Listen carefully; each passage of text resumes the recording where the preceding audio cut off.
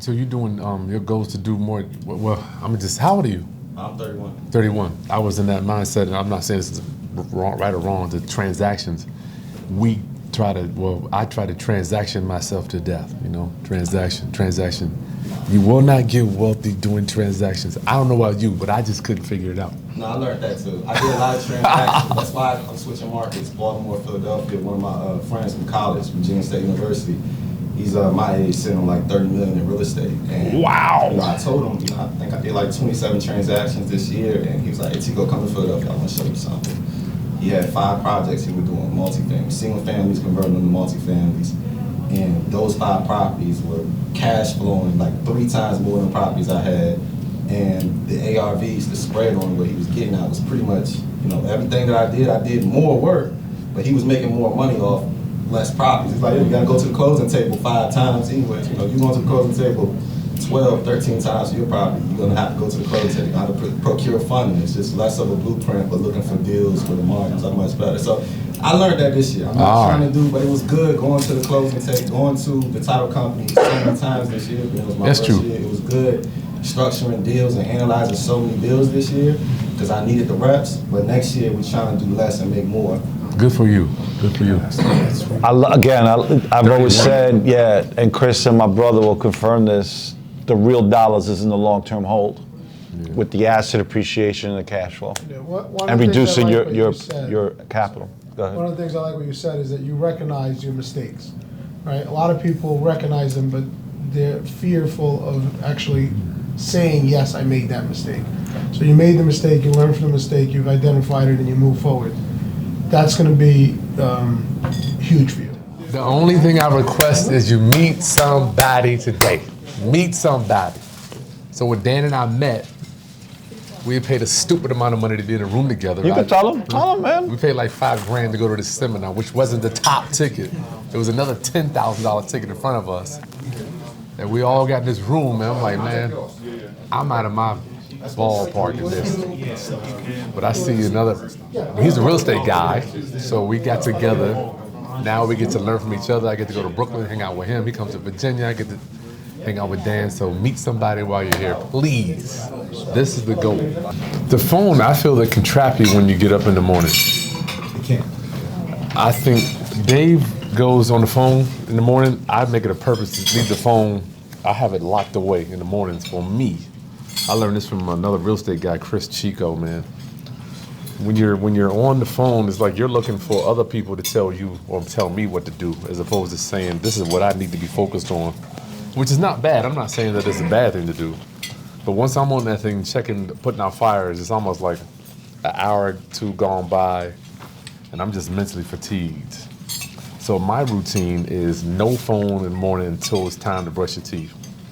So I'm on the computer, output, cranking out content, looking at deals. That I am, Dan, pre-screening my motivated sellers until it's time to brush my teeth. After that, then we're to the gym and kids and all that. Once we're done with the gym, construction, whatever sites we're at, going to manage the site, boom, boom, boom. For some reason, for my construction crew, it never seems to go 100% well until I show up there or somebody that, or maybe somebody has a different opinion on that.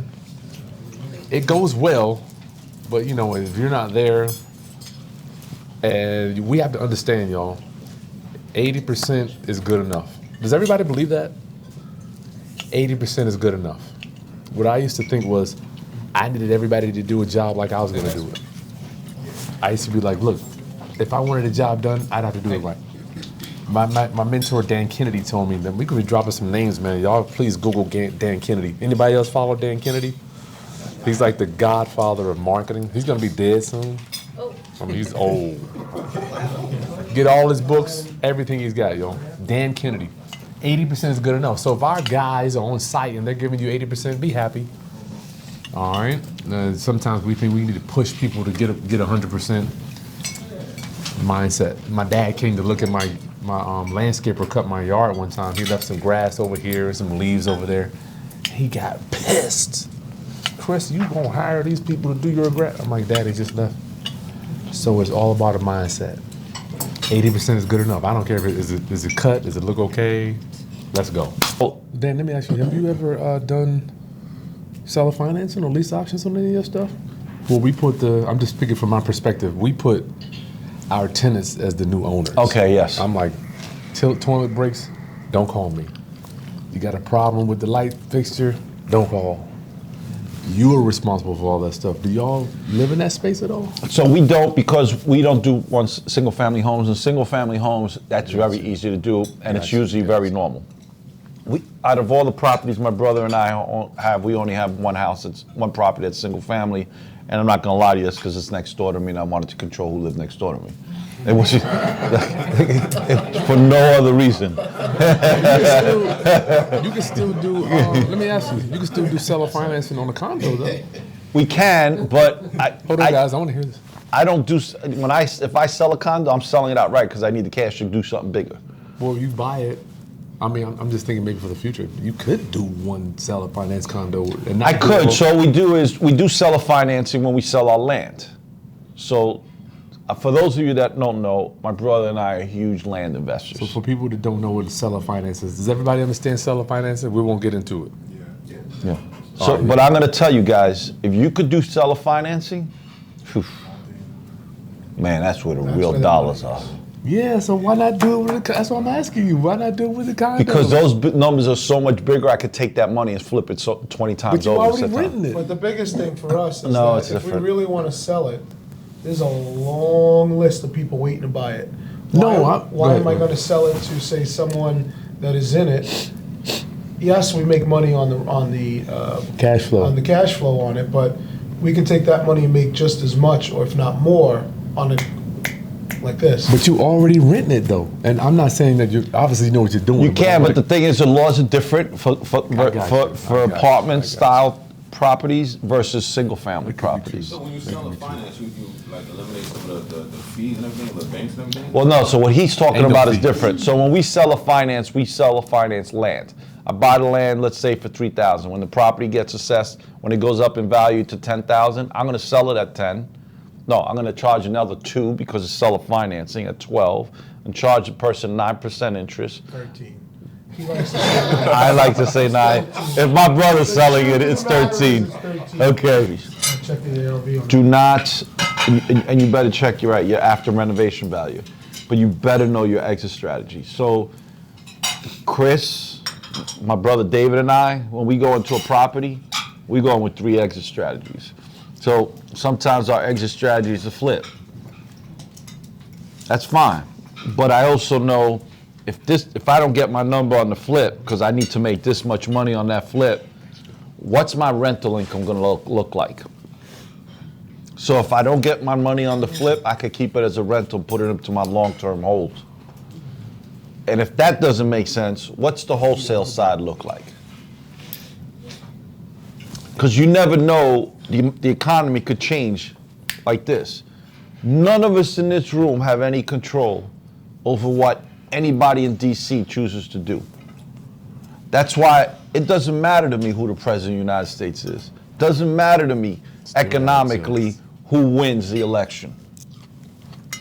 Doesn't matter to me.